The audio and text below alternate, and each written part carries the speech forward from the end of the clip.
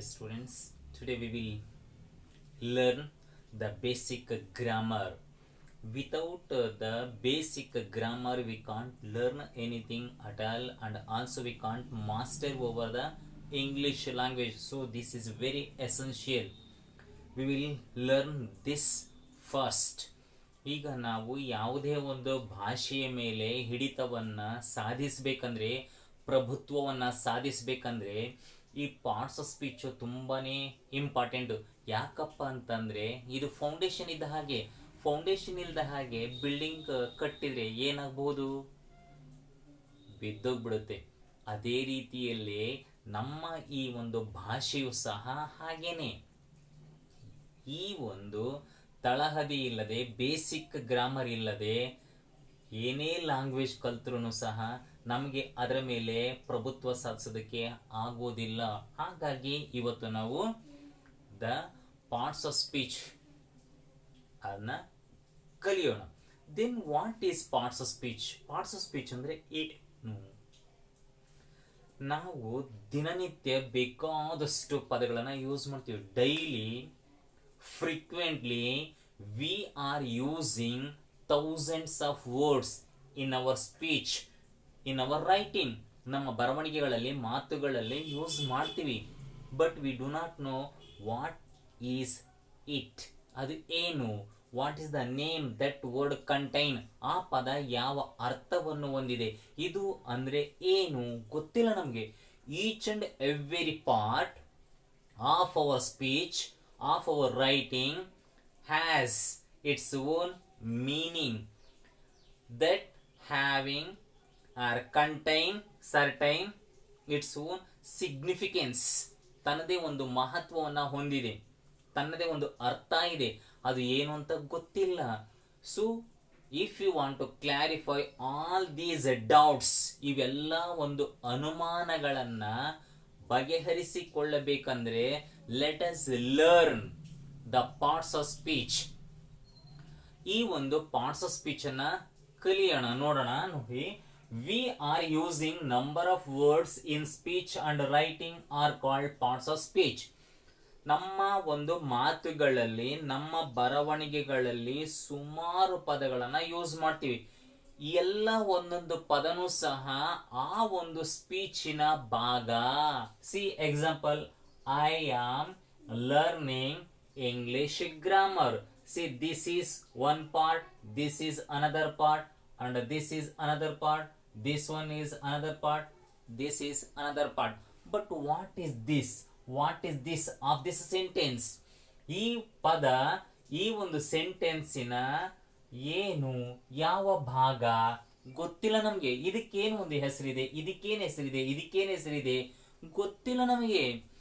ನಮಗೆ ಈ ಇಂಗ್ಲಿಷ್ ನ ಕಲಿತಾ ಹೋದ್ವಿ ಅಂದ್ರೆ, ಗ್ರಾಮರ್ ನ ಕಲಿತಾ ಹೋದ್ವಿ ಅಂದ್ರೆ definitely will come to know, yes this part is this. ಈ ಭಾಗ ಇದು, ಈ ಭಾಗಕ್ಕೆ ಈಗಂತಾರೆ, ಯಾಕಂತಾರೆ ಅಂತ ಹೇಳಿ ನಮಗೆ ಗೊತ್ತಾಗೋದು ಈ ಪಾರ್ಟ್ಸ್ ಆಫ್ ಸ್ಪೀಚ್ ಅನ್ನ ಕಲಿತ ಮೇಲೆ. ನೋಡ್ರಿ, they are classified into 8 kinds on account of their function. How those words are acting, how those words are functioning, how those words are working in the sentence. On the basis of that we have divided into 8 categories. ಒಂದು ಪದವು ಆ ಒಂದು ವಾಕ್ಯದಲ್ಲಿ, ಆ ಒಂದು ಮಾತಿನಲ್ಲಿ ಏನು ಕೆಲಸನ ಮಾಡುತ್ತೆ ಆ ಬೇಸಿಸ್ ಮೇಲೆ ಒಂದು ಹೆಸರನ್ನ ಕೊಟ್ಟಿರ್ತಾರೆ. ಅಂತ ಹೆಸರುಗಳು ಎಷ್ಟಿದಾವೆ ಅಂದರೆ ದೇ ಆರ್ 8. ಅವುಗಳು 8 ಇದಾವೆ. ಆ 8ಗಳು ಯಾವ್ಯಾವು? ಅವುಗಳನ್ನ ಈ ರೀತಿ ವಿಭಾಗಿಸಿದ್ದಾರೆ. They are classified, they are divided into 8 types. 8 ರೀತಿಯ ಭಾಗಗಳನ್ನಾಗಿ ವಿಭಾಗಿಸಿದ್ದಾರೆ. ಅವುಗಳು ಯಾವುವು? See, noun, pronoun, adjective, verb, adverb, preposition, conjunction and interjection. These are the 8 types of parts of speech. ಈ 8 ಪಾರ್ಟ್ಸ್ ಆಫ್ ಸ್ಪೀಚ್ಗಳು ಇಂಗ್ಲಿಷ್ ನಲ್ಲಿ ಇದಾವೆ. Then what are they? What are they function in the sentence, in the speech, in the writing, ಬರವಣಿಗೆಯಲ್ಲಿ, ಮಾತುಗಳಲ್ಲಿ ಅವುಗಳ ಪಾತ್ರಗಳು ಏನು, ಅವುಗಳನ್ನ ಕಂಡಿಡಿತಕ್ಕಂಥದ್ದು ನಾವು ಹೇಗೆ. These are all the things we will learn one by one. In the parts of speech we will see the first one, that is noun. What is a noun? Easily we can say it is a naming word. ಹೆಸರನ್ನ ಹೇಳುವಂತಹ ಪದ. Of what? ಯಾವುದ್ರದ್ದು? Person, thing, animal, ಈ ಥರದವು. ಪ್ರಾಣಿಗಳದ್ದು, ಸ್ಥಳದ್ದು, ವಸ್ತುವಿಂದು, ವ್ಯಕ್ತಿಗಳ ಹೆಸರುಗಳನ್ನ ಹೇಳುವಂಥದ್ದೇ noun. See the definition. Noun is the name of a person, place, thing, animal, an idea or quality of mind. ನೋಡಿ, ಇವುಗಳನ್ನ ನಾವು noun ಅಂತೀವಿ. ಯಾವ ಪದವು ಒಬ್ಬ ವ್ಯಕ್ತಿಯ, ಸ್ಥಳದ, ವಸ್ತುವಿನ, ಪ್ರಾಣಿಯ, ಒಂದು ಆಲೋಚನೆಯ ಅಥವಾ ಒಂದು ಮನಸ್ಸಿನ ಗುಣಗಳನ್ನ ಹೇಳುವಂತೆ ಇರುತ್ತದೆಯೋ, ಮತ್ತೆ ಸ್ಟೇಟುನು ಸಹ ಸ್ಥಿತಿ, ಈ ಒಂದು ಯಾವ ಮೇಲ್ಗಡೆ ಏನು ಇವು ಇದಾವಲ್ಲ, ಇವುಗಳ ಹೆಸರುಗಳನ್ನ ಹೇಳುವಂತಿದ್ದರೆ ಅದನ್ನ ನಾವು ನೌನ್ ಅಂತ ಹೇಳಿ ಕರಿತೀವಿ. Noun is the name of person, place, thing, animal. ಇವುಗಳ ಹೆಸರುಗಳನ್ನ ಯಾವ ಒಂದು ಪದ ಹೇಳುತ್ತೋ that word definitely it will be the noun. ಯಾವುದೇ ಪದ ಹೆಸರುಗಳನ್ನ ಹೇಳುವಂತಿದ್ದರೆ ಆ ಒಂದು ಪದವನ್ನ ನಾವು ನಾಮಪದ, ನೌನ್ ಅಂತ ಹೇಳಿ ಕರಿತೀವಿ. C, Ravi, it is A name of a person, ಒಂದು ವ್ಯಕ್ತಿಯ ಹೆಸರು. Bangalore, it is A name of place, ಒಂದು ಸ್ಥಳದ ಹೆಸರು. ಚೇರ್, ಒಂದು ವಸ್ತುವಿನ ಹೆಸರು. Lion, it is A name of an animal. Goodness, it is name of quality. So these are all the examples of noun. ಈ ಎಲ್ಲಾ ಪದಗಳು ನಾಮಪದದ ಉದಾಹರಣೆಗಳಾಗಿದ್ದಾವೆ. It is very clear that noun is the name of person, thing, animal, then quality of mind, idea. These are all, ಇವೆಲ್ಲವನ್ನೂ ಸಹ ನಾವು noun ಅಥವಾ ನಾಮಪದ ಅಂತ ಹೇಳಿ ಕರಿತೀವಿ. Again that noun is divided into 5 types. 5 ಭಾಗಗಳಾಗಿ ವಿಂಗಡಿಸಿದ್ದಾರೆ. See, common noun, proper noun, collective noun, material noun and abstract noun. ಈ ರೀತಿಯ 5 ವರ್ಗೀಕರಣಗಳನ್ನ ಮಾಡಿದ್ದಾರೆ, 5 ವಿಭಾಗಗಳನ್ನಾಗಿ ಮಾಡಿದ್ದಾರೆ ನಾಮಪದಗಳನ್ನ. ಹಾಗಾದ್ರೆ ಆ ಒಂದು ನೌನುಗಳು ಹೇಗೆ ನಾವು ಕಂಡಿಡಿತಕ್ಕಂಥದ್ದು, ಅವುಗಳನ್ನ ಇಲ್ಲಿಗ ಅಭ್ಯಾಸನ ಮಾಡೋಣ.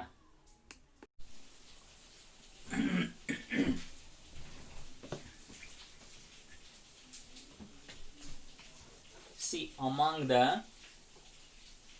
5 nouns, we will look at the first one, common noun. ಸಾಮಾನ್ಯ ನಾಮಪದ. See, a common noun is a name given in general commonly to every person, thing, place of the same class or kind. ನೋಡ್ರಿ, ಒಂದೇ ರೀತಿಯ ವ್ಯಕ್ತಿಗಳಿಗೆ ಅಥವಾ ಒಂದೇ ರೀತಿಯ ಕ್ಲಾಸ್ಗಳಿಗೆ, ಒಂದೇ ರೀತಿಯ ವಸ್ತುಗಳಿಗಾಗಿರ್ಬೋದು, ಆಮೇಲೆ ಪರ್ಸನ್ಗಳಿಗಾಗಿರ್ಬೋದು, ಪ್ಲೇಸ್ಗಳಿಗಾಗಿ ಕೊಟ್ಟಿರುವಂತಹ ಒಂದು ಹೆಸರಿದೆಯಲ್ಲ, ಅದನ್ನ ನಾವು ಕಾಮನ್ ನೌನ್ ಅಂತ ಹೇಳಿ ಕರಿತೀವಿ. ಸಾಮಾನ್ಯ ನೌನ ಅಂದ್ರೆ ಇದು ಒಂಥರ ನಾನ್ ಸ್ಪೆಸಿಫಿಕ್, ಅಂದ್ರೆ ಪಕ್ಕ ಇವರೇ ಇಲ್ಲ ಅಂತ ಹೇಳಿ,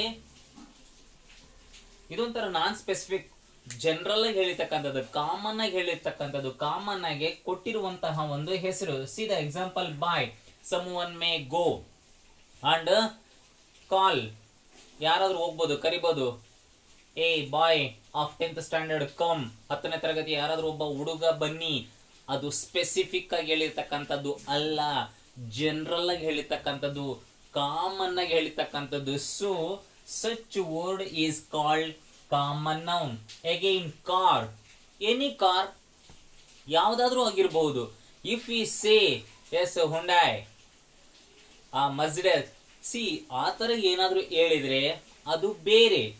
ಆದ್ರೆ ನಾವು ಜನರಲ್ ಯಾವ್ದಾದ್ರೂ ಆಗಿರಬಹುದು, ಅಂದ್ರೆ ಜನರು ಕೂತ್ಕೊಂಡು ಹೋಗುವಂತಹ ಒಂದು ವಾಹನ, ಆ ವಾಹನಕ್ಕೆ ಕೊಟ್ಟಿರುವಂತದ್ದು ಒಂದೇ ರೀತಿಯ ಕಾರುಗಳಲ್ಲಿ ಇರುವಂತ ಒಂದು ಜಾತಿಗಳಲ್ಲಿ ನಾನಾ ರೀತಿಯ ಜಾತಿಗಳಿದಾವೆ. ಆದ್ರೆ ನಾವು ಸ್ಪೆಸಿಫಿಕ್ ಆಗಿ ಇಂಥ ಜಾತಿ ಅಂತ ಹೇಳಿಲ್ಲ. So we never mention particular car, specific car.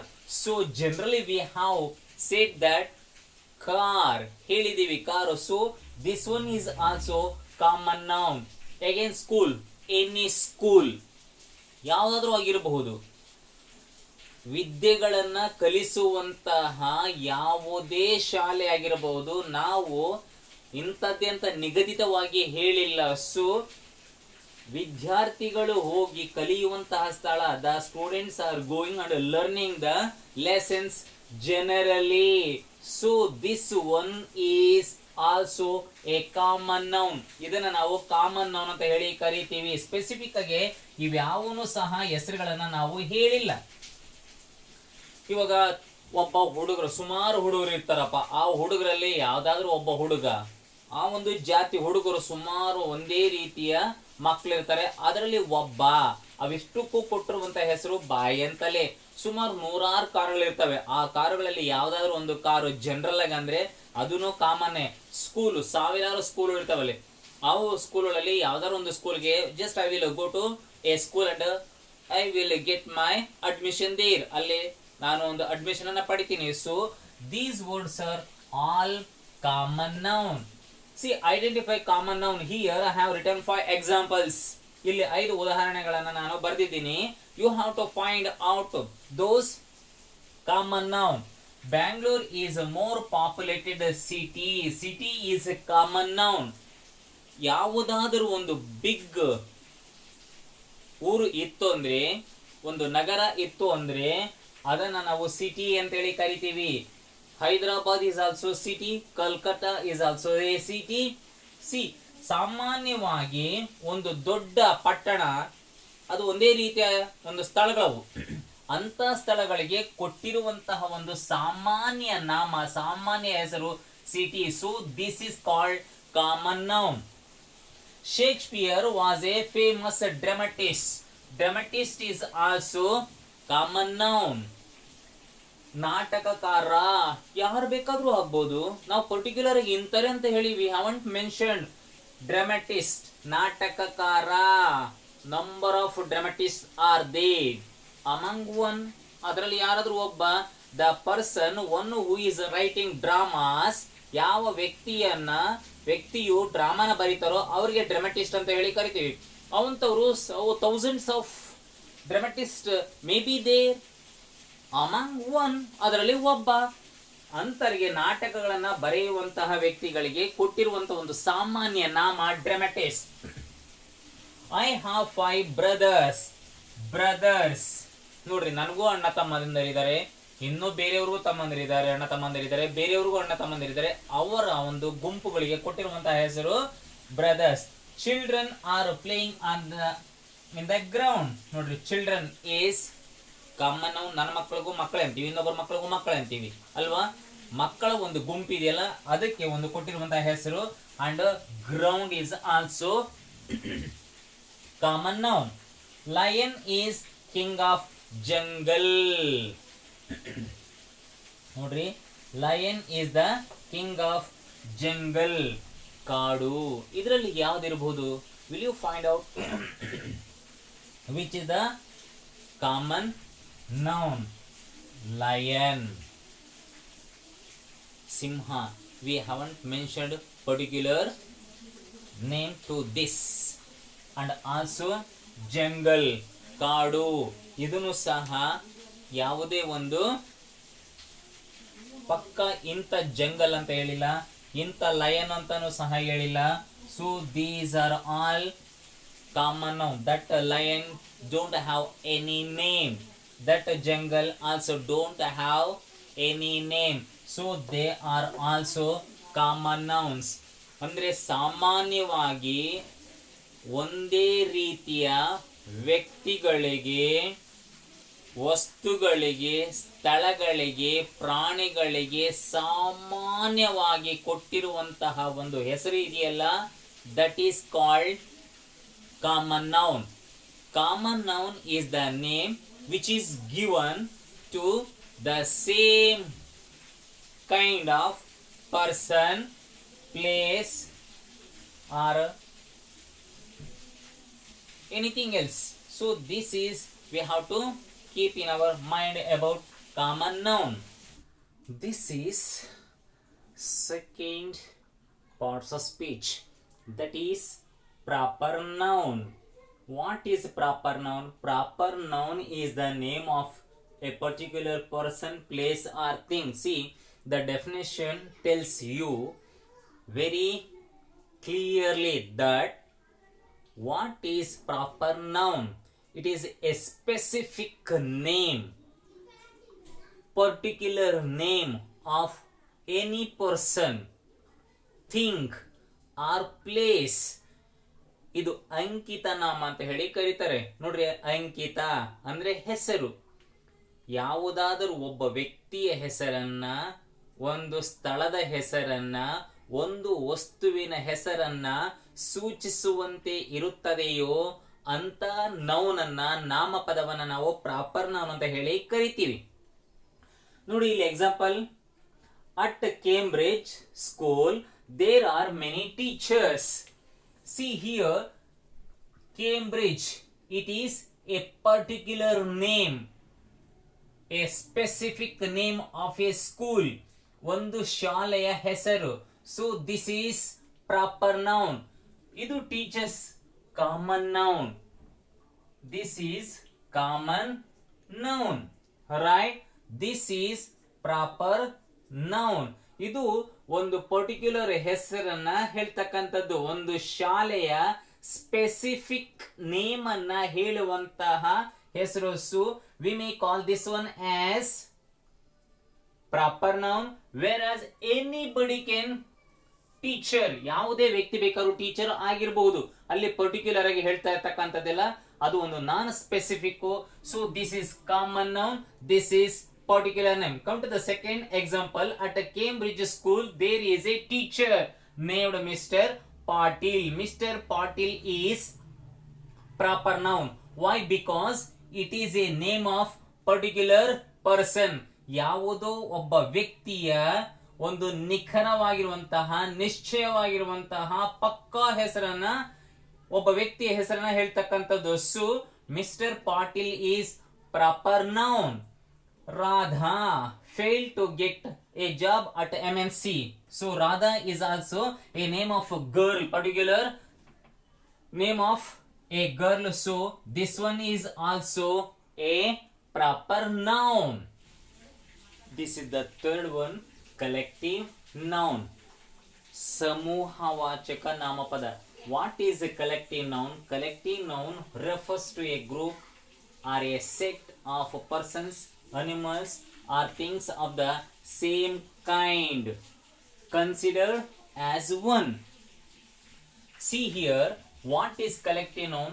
Collective noun, it is a group of persons, group of animals, group of things, but that group should be same kind and that group is considered as one.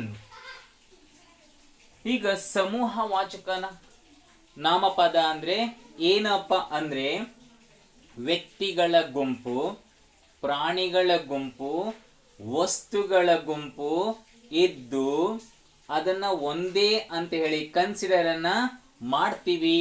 ಅದನ್ನ ನಾವು collective noun ಅಂತ ಹೇಳಿ ಕರಿತೀವಿ. C A bunch of keys. Here bunch is the collective noun.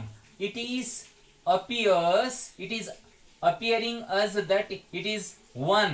ಒಂದು ಅನ್ಸುತ್ತೆ, but it contain number of keys. ಅನೇಕ ಕೀಗಳನ್ನ ಒಳಗೊಂಡಿರುವಂತಹ ಒಂದು ಪದ ಇದು. It is A set, it is A group of keys, wear as it appears like one. ಒಂದೇ ಅನ್ಸುತ್ತೆ ನೋಡ್ರಿ bunch, but bunch ಅಂದ್ರೆ ಒಂದೇ ಒಂದು ಕೀನ ಇಟ್ರೆ ಅದಕ್ಕೆ ಬಂಚ್ ಅನ್ನಲ್ಲ. ಅದ್ರಾಗೆ 10 ಕೀಗಳಿರ್ತವೆ, ಆ ಕೀಗಳ ಗುಂಪಿಗೆ ನಾವು ಬಂಚ್ ಅಂತ ಹೇಳಿ ಕರಿತೀವಿ. Again crowd, see this is also collective noun. Crowd ಅಂದ್ರೆ ಒಬ್ಬನೇ ಒಬ್ಬನು ನಿಂತ್ಕೊಂಡು ಇದ್ರೆ ಅವನ ಗುಂಪು ಅನ್ನಲ್ಲ, ಅನೇಕ ಜನಗಳಿರ್ಬೇಕು, ಒಂದೇ ರೀತಿಯ ಜನರಿದ್ದು ಆ ಜನರು ಒಂದು ಕಡೆ ಸೇರಿದ್ರೆ ಗುಂಪಾಗಿದ್ರೆ ಅದನ್ನ ನಾವು ಕಲೆಕ್ಟಿವ್ ನೌನ್ ಅಂತ ಹೇಳಿ ಕರಿತೀವಿ.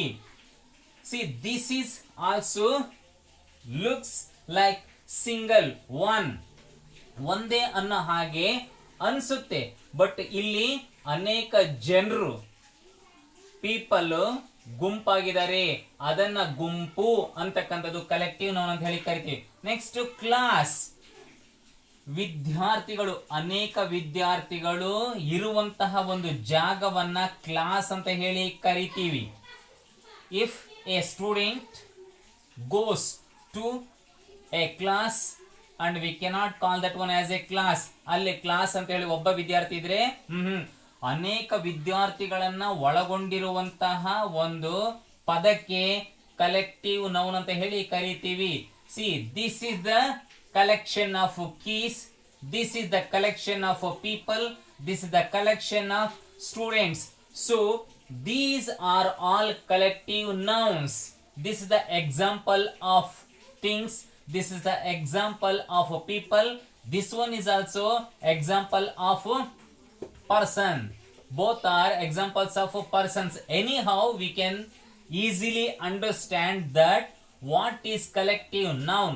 Collective noun refers to a group of things, group of people, group of animals, a herd of cattle.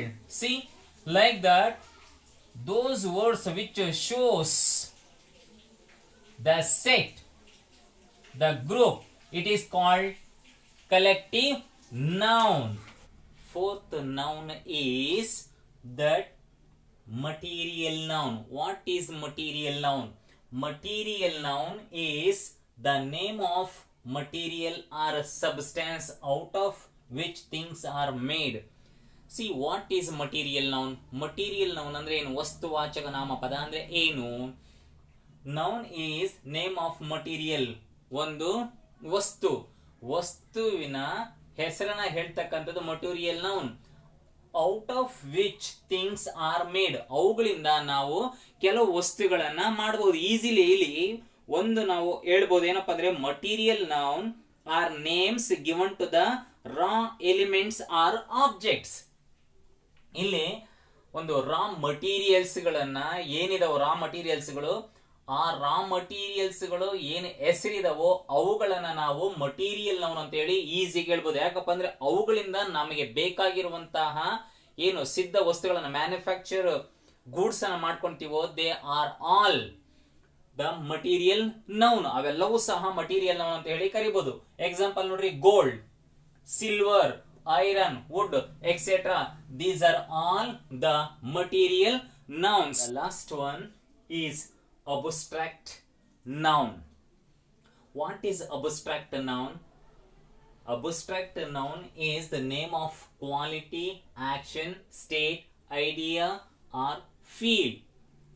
ನೋಡಿ, ಇದು ಒಂದು abstract noun ಅಂದ್ರೆ ಏನಪ್ಪಾ ಅಂದ್ರೆ ಇದು ಒಂದು ಕ್ವಾಲಿಟಿಯ, ಆಮೇಲೆ ಆಕ್ಷನ್ ನ, ಒಂದು ಸ್ಟೇಟ್ ನ ಮತ್ತು ಒಂದು ಐಡಿಯಾದ, ಆಮೇಲೆ ನಮ್ಮ ಒಂದು ಭಾವನೆಗಳನ್ನ, ಇವುಗಳನ್ನ ಹೇಳುವಂತಹ ಒಂದು ನಾಮಪದಕ್ಕೆ ನಾವು ಅಬ್ಸ್ಟ್ರಾಕ್ಟ್ ನೌನ್ ಅಂತ ಹೇಳಿ ಕರಿತೀವಿ.